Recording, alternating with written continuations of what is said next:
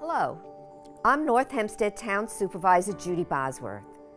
Welcome to Project Independence's presentation of Keeping Seniors Safe, a series of informative talks by some of the leading experts in criminal justice.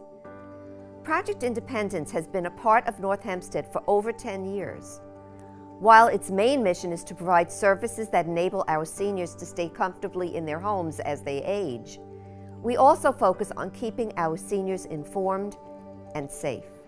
Criminals and those who want to take advantage of our senior citizens have always been around.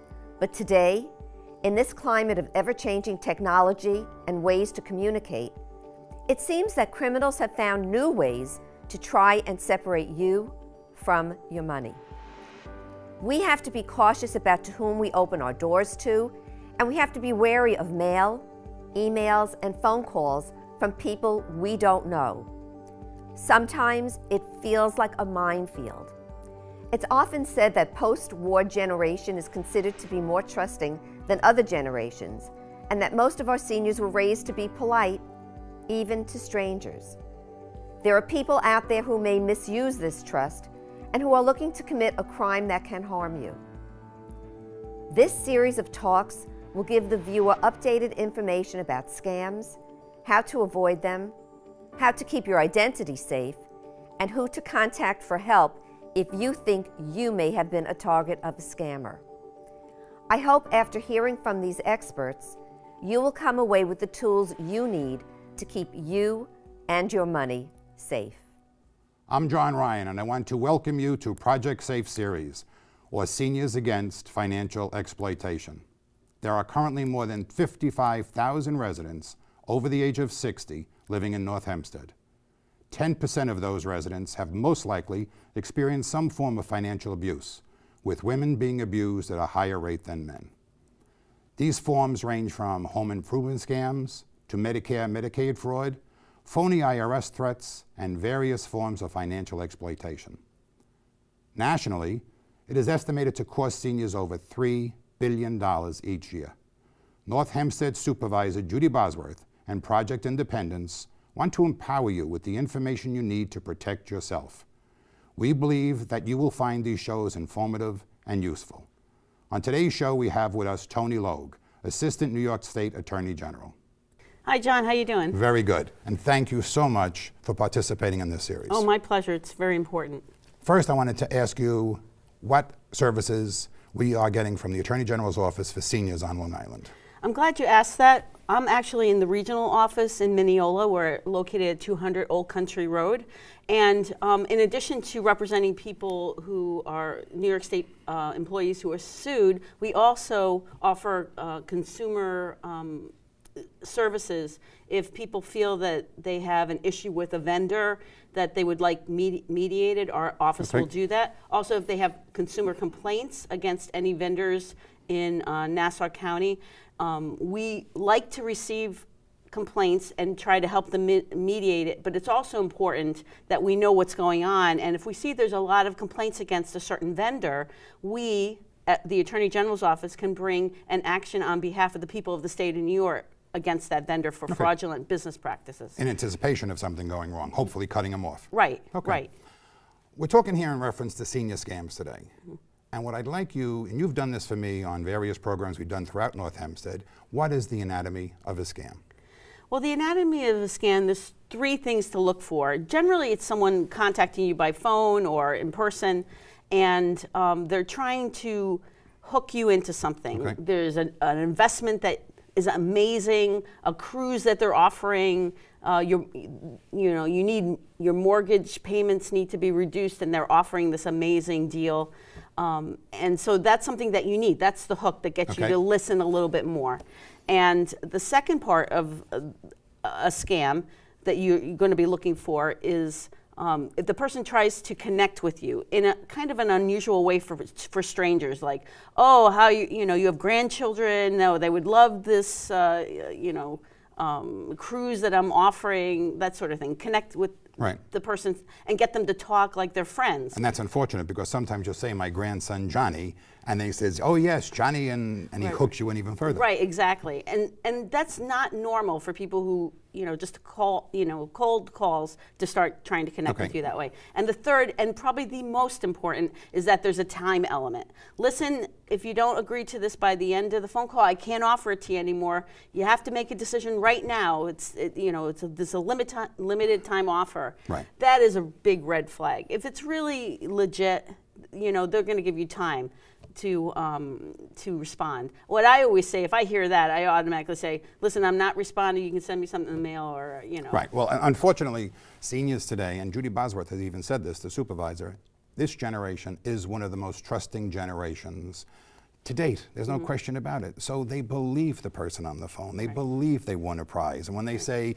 send us $500 because we have to process it, they're thinking that nice young man is helping me get my prize. Right, exactly. And they've connected with you, and they think they want. And plus, it's like a salesman, how they try to make that relationship with you, so you don't want to disappoint the salesman, as you're saying. Right, that's it. And they feel bad. Exactly. And you talk to some of these women, and unfortunately, it is a much higher degree of women that are being scammed versus men. And I'm not saying that men are smarter by no means. I think poor women are looking for a conversation. I mean, there's many more widows out here, and that's it. So when you get a phone call, especially in the wintertime, they're home all day long, they start talking on the phone with somebody, they're easily drawn into a nice conversation with a nice voice on the other end. Right, right.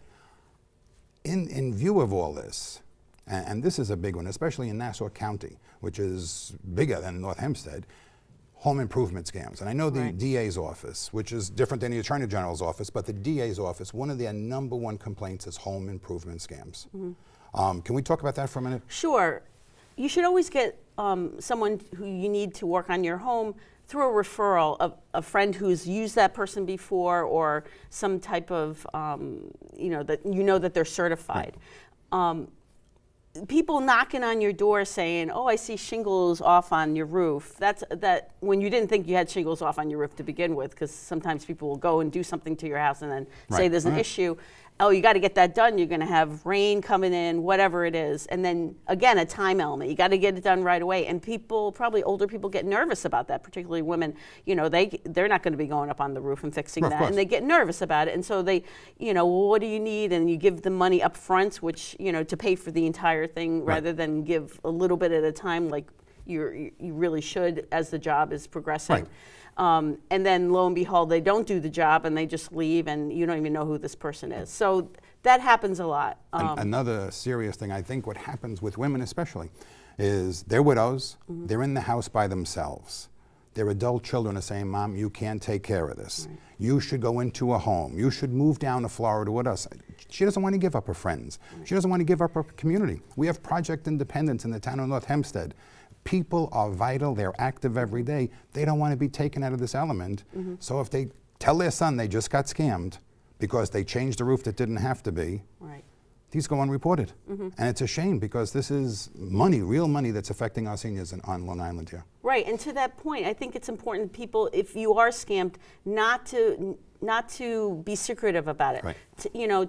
Before, and especially sometimes you're being scammed and you don't even want to say it because you're so embarrassed. You don't want to tell your loved ones for the reason. Find somebody, a friend, somebody that you trust to help you. Talk about things. If you get offers, talk to somebody. Is this a good offer? Don't just, have a gut reaction, especially with the time element. Ask somebody. It's always good to reach out to professionals or good friends or your family members that you trust. That's it. A big thing today is trusted friend.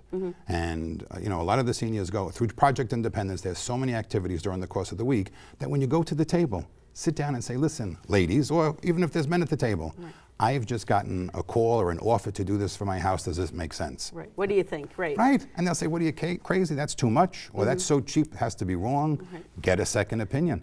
People are too secretive, I feel. And unfortunately, then when the damage is done, it's too late. It's way too late. How they can get away with the money and then they don't get caught, but that's an issue. But the home improvement one is very, very serious today.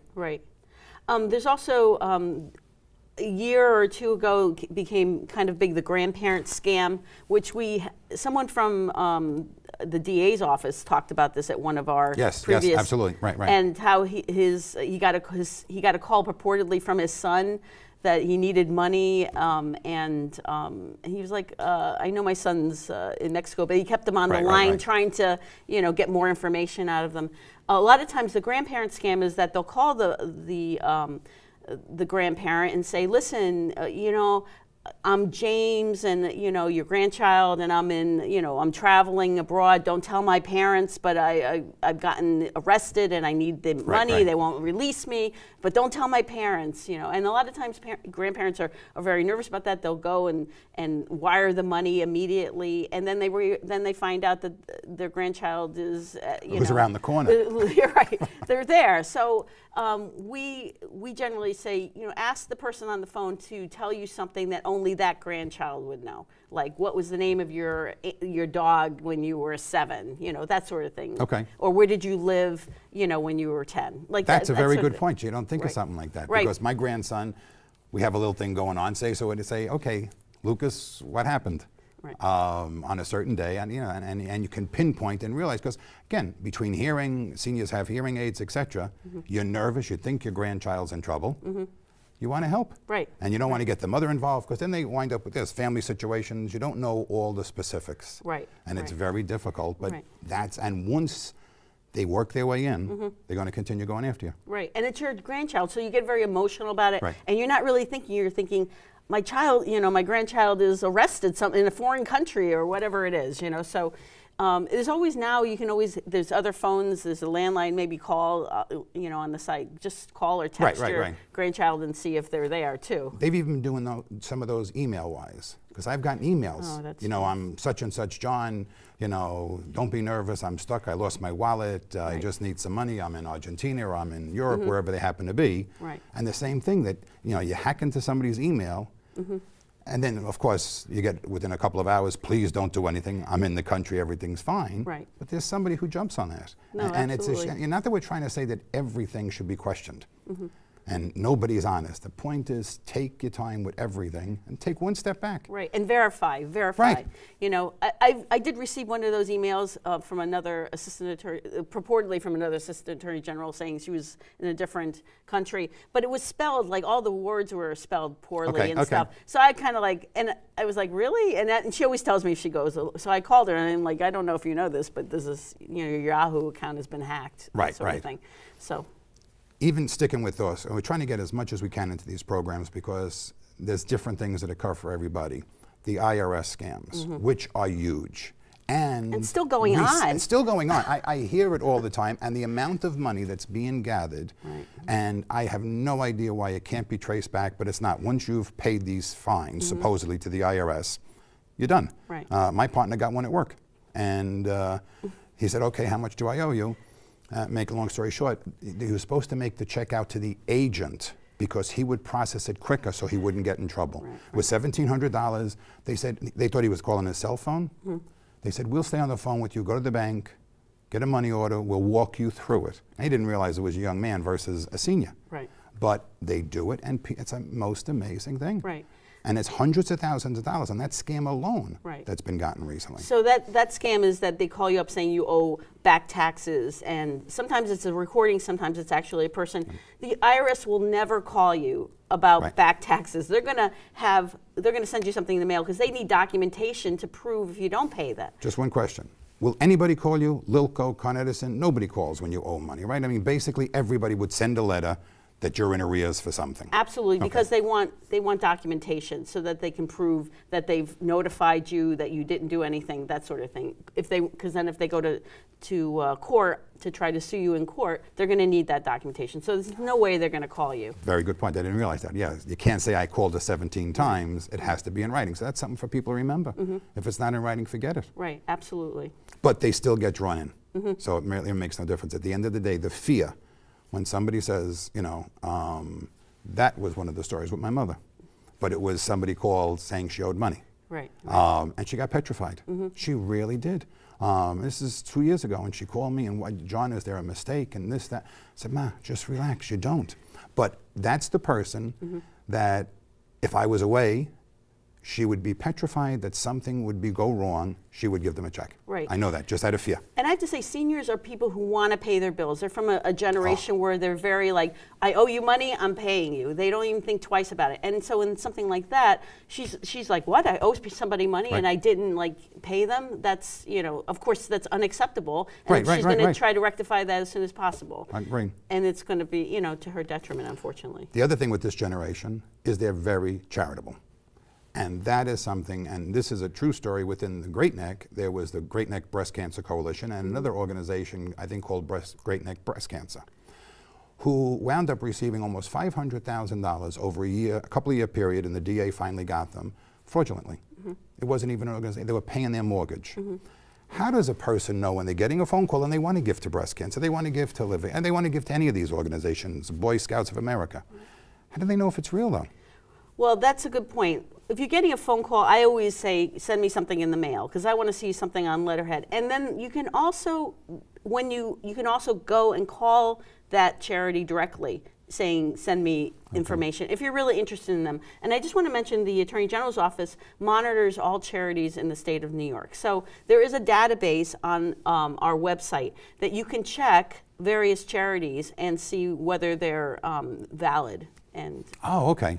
So that would, everybody should do that. Right. As a matter of course, just as a resource. Is it a phone number? It has to be on a website. It's on a website, but I think there is a phone number that someone will check. You know. Okay, yeah, because I mean, seniors need to know that because you know, you don't want to stop giving charitable donations, but at the same time, here was a situation that went on for years. Right. And what I have found, and this is true, if a senior gets scammed, they're more likely to get scammed again.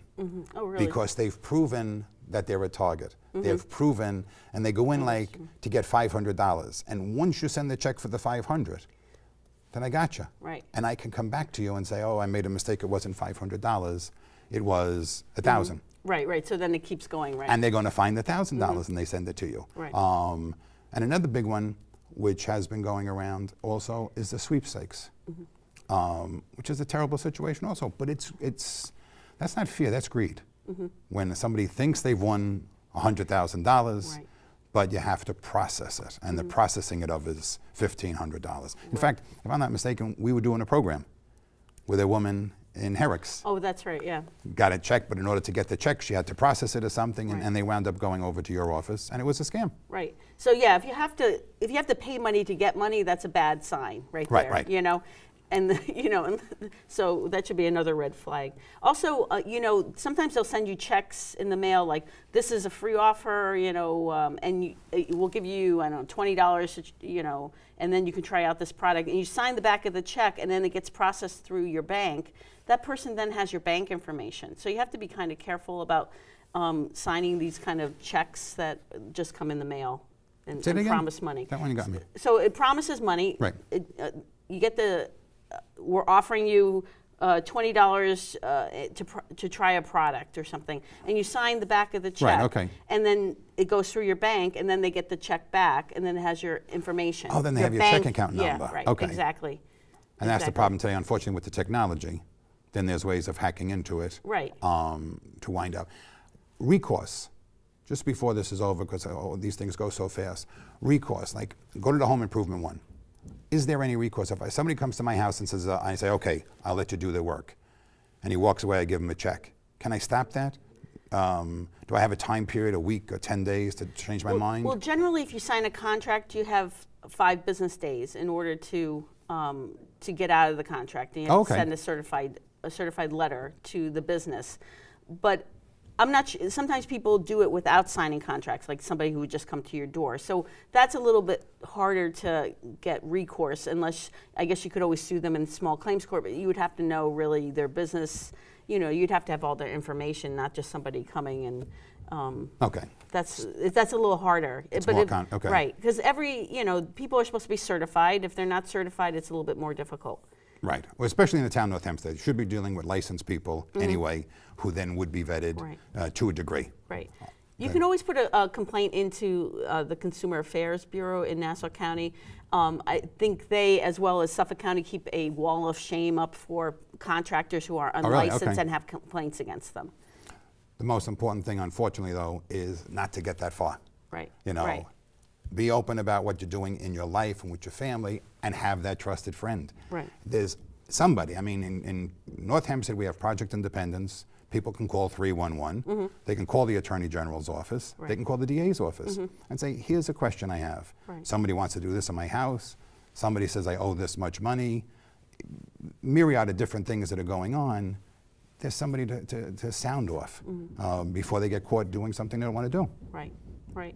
I just wanted to talk about identity theft, if I can. Sure. So, identity theft is a huge problem and very hard to correct once your identity's been stolen. So it's important to check your credit reports, Equifax, TransUnion, and I can't remember the last one. And look through them and make sure that you recognize all the credit cards or all the debt on there. Because if someone steals your identity, you will see other things that you do not recognize. Now, for somebody who's not understanding, stealing identity, I'm John Ryan, somebody got my name, got a copy of my driver's license or something, and is buying stuff under my name, so those people think John Ryan is buying it. Right, Okay. exactly. And they basically assume your identity. And they'll maybe have a credit card in your name that they've gotten, that sort of thing. Okay. So that hurts. So if they get a credit card in your name and they're not paying off the credit card, they miss payments, that affects your credit score. Okay. So okay. so it could have, ramifications if you want loans down the road or whatnot. So you have to be very The vigilant. most important steps to try to keep this under control in is what, though? Is to get your credit report and look through it, and if there's Okay. anything you don't recognize, you write to the credit bureaus. Also, I believe the Nassau DA's office has a identity theft bureau, Division? Okay. who helps out with, Okay. so you would go to them. Shredding? Shredding is so important. How do they wind up getting your identity? Is there certain easier ways that people should watch out for? Sure, like just putting garbage out and having like statements, your account statements or anything like that. You should shred everything, because once it goes out on the curb, anybody can pick through it if they want. And you want to get a shredder that's a cross shredder, not just the long, thin ones, because they can, believe me, they put things back together and Okay. they can identify things. Don't put your mail out into the mail box. Put it into actually a U.S. Postal Service box, not your personal mail box, because people can take your mail and they'll get your information that way as well. Or they can intercept, checks that are going out, that sort of thing. When you make purchases, this is just an aside, when you make purchases online, don't use a debit card, because once you use a debit card, and if you're making a purchase on a website that's not, that's not valid, they then have access to your bank account information, and they can just keep taking more money. They're agreeing to take out a certain amount, but if they're really not valid, they're going to take out as much as they want. They could clean you out. So you're better off with a credit card, because if there's a dispute, you can always bring it up through the credit card company. And that's tough to get back. This has just been a wonderful show. I want to thank my audience for watching Project Safe. I want to thank Toni Logue for being here and sharing with us all the information. And we'll be doing seminars and everything else, but I thank you for all your help. And I'm John Ryan. And until next time, please be safe. And if you have any concerns whatsoever, call 311 and ask for Project Independence, and they will direct you to somebody who will help you. Thank you. Hi, I'm Toni Logue, an Assistant Attorney General with the State of New York. My quick tip is that when you receive a consumer complaint that you're being asked to sign, to cross out any blank space on the contract so that the vendor cannot put in any additional terms after you've signed it.